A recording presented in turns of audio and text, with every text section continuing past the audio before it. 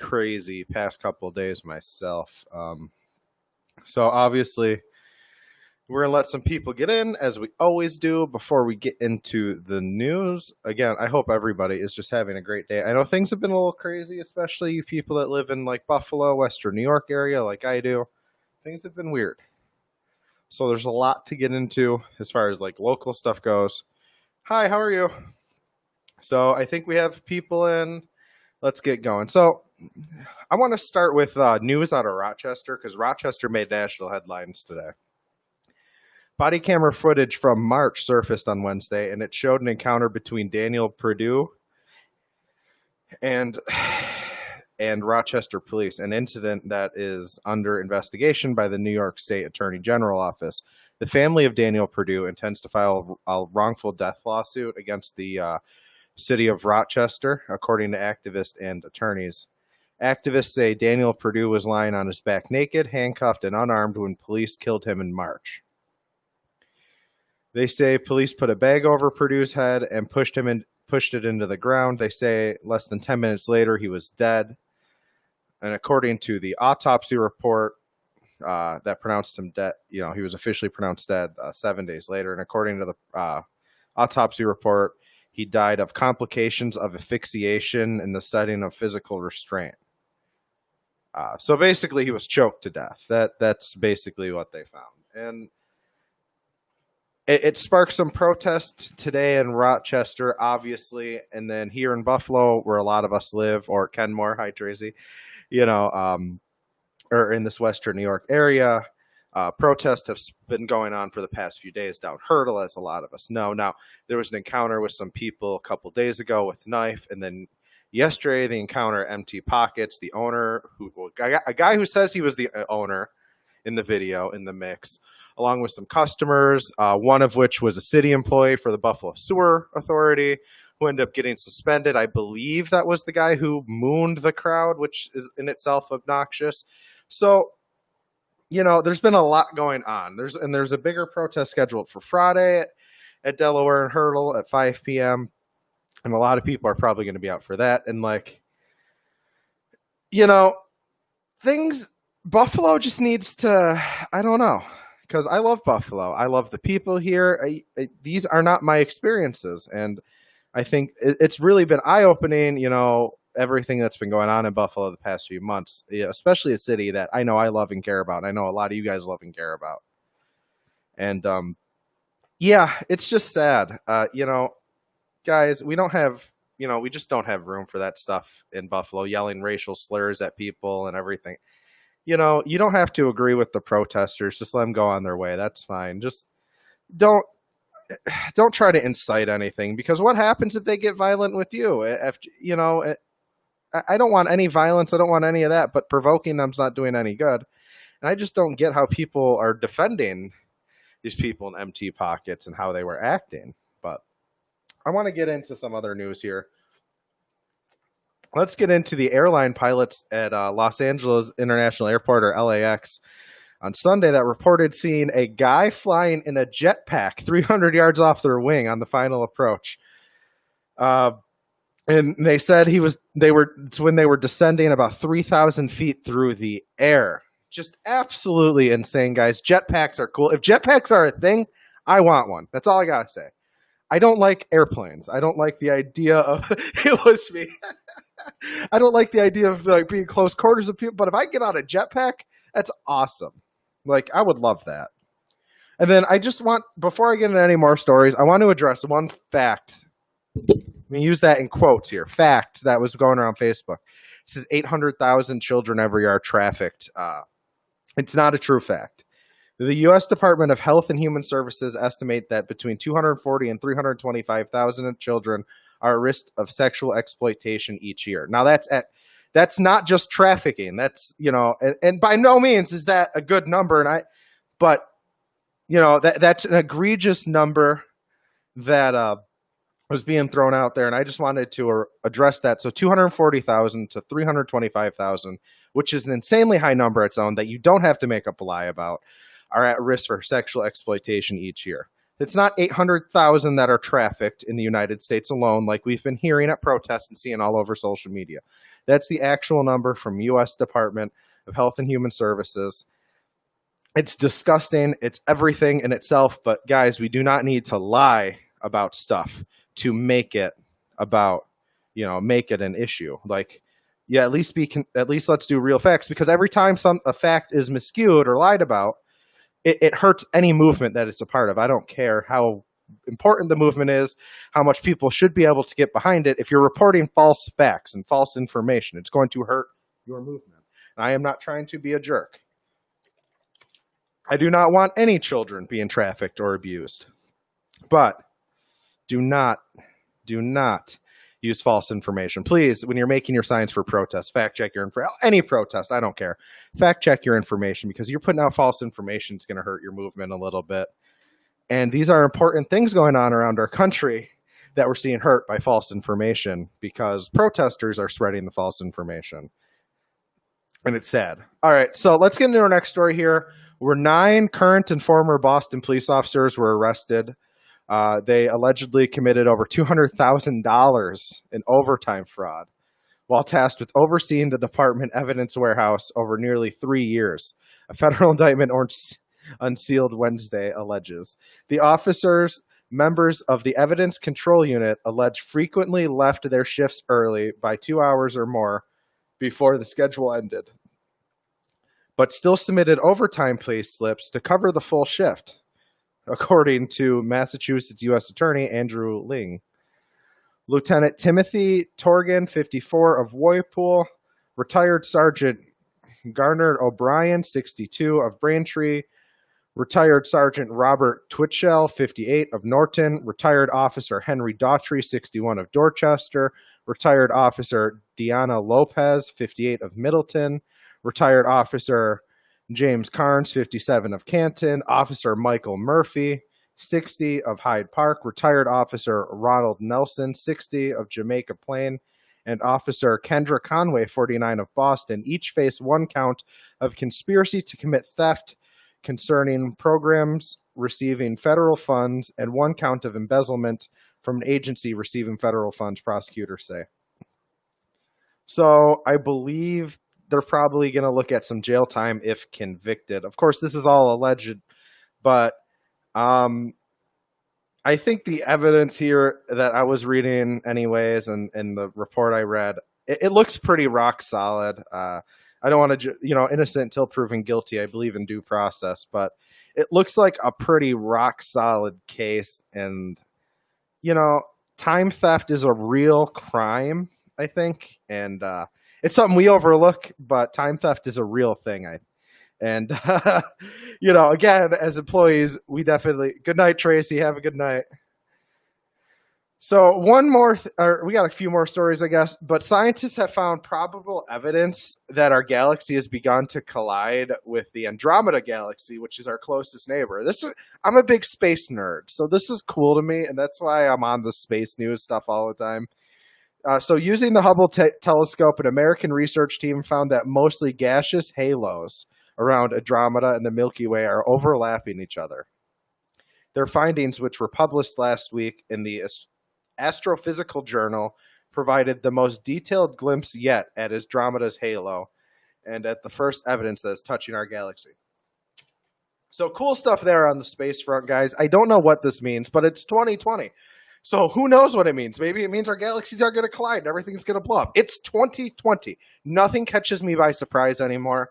But this is pretty cool. And I want to talk about Jehovah Witnesses for my final story, because 2 Jehovah Witnesses were just sentenced to 4 years in prison in Russia. Now, they were found guilty of practicing religious extremism. Russia in 2017 outlawed Jehovah Witnesses as a religion for being extremist and ordered it to disband in Russia. Since then, authorities have arrested dozens of Jehovah Witnesses and convicted them on religious extremism charges. Vadim Lovchuk and Sergei Brivdin, who were both detained in 2018 in the Serbian town of I'm not even going to try to Brovovsky. nearly 3,000 kilometers east of Moscow, will appeal their jail sentence. And Jared Lopez, the U.S. spokesperson for the group, said their sentences were blatantly absurd. And, I don't agree with the Jehovah Witnesses. I do think the Jehovah Witnesses are an extreme religion. In the Netherlands, a couple days ago, I shared the story on my Facebook where they set up a special hotline for Jehovah Witnesses that were sexually abused to call. And I thought that was a good idea. Jehovah Witnesses are notorious for protecting sexual abusers and child abusers based on what a rule based in the Old Testament. It's called the two-witness rule. Now, what the two-witness rule states, I forget where exactly you can find it in the Old Testament. I would have to open up and look. But what it states is that, for a crime to have been committed, there have to have been two witnesses there to verify, to see it. So, for instance, if a child was sexually abused and he's the only witness, well, if they don't have another one, it's not a valid complaint according to the Jehovah Witnesses. And they've used this to protect these monsters for a long time, because after this, what they can do is just move them to another church. And as long as there's not two witnesses to any one event, they can just keep moving these people around and they get away that way. And, that's some of the stuff that needs to be looked at as far as I'm concerned, is how these religions enable people like that, because they put people into these positions of power, and maybe not real power, but they think it's power. And especially over children who are highly influential. Yeah, I agree. It's a BS rule. I completely agree. But it's how their religion is set up. And, and that's not why they're considered religion extremist in Russia. There's plenty of other reasons. There's plenty of people that consider the Jehovah Witnesses a doomsday cult, for instance. They've also predicted the end of the world numerous times, most famously 1914.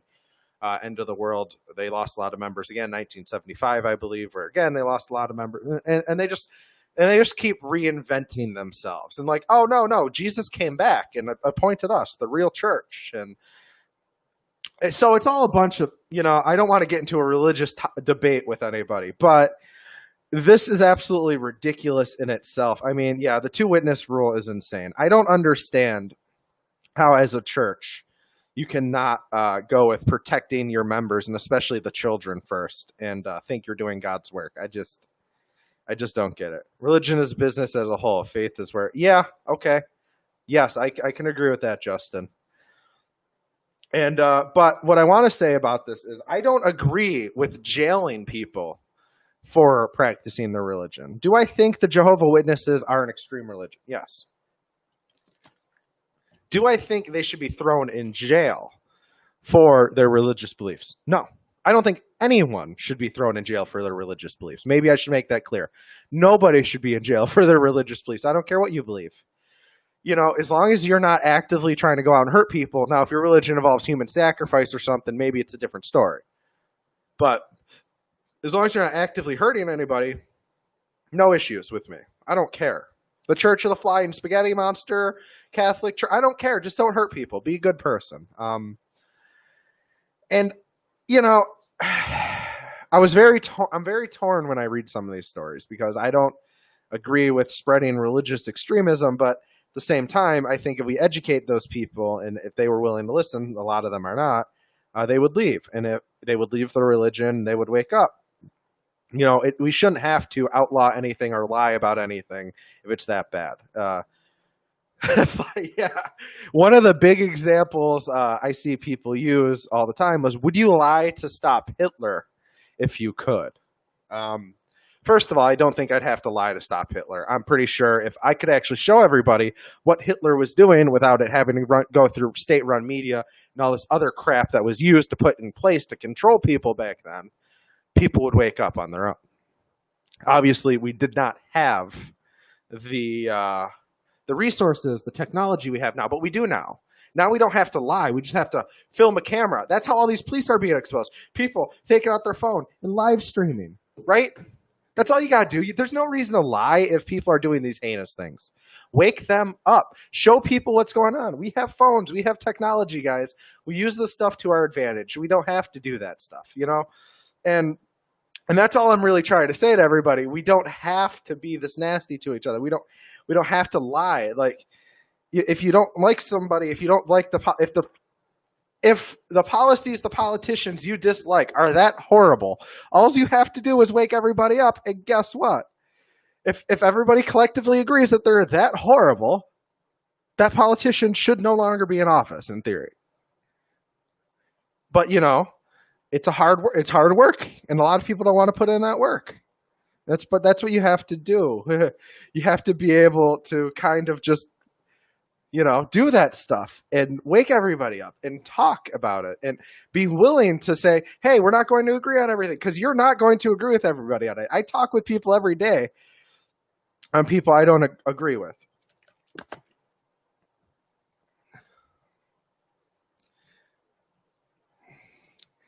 Yeah, I see a lot of people say stuff like that, Anna.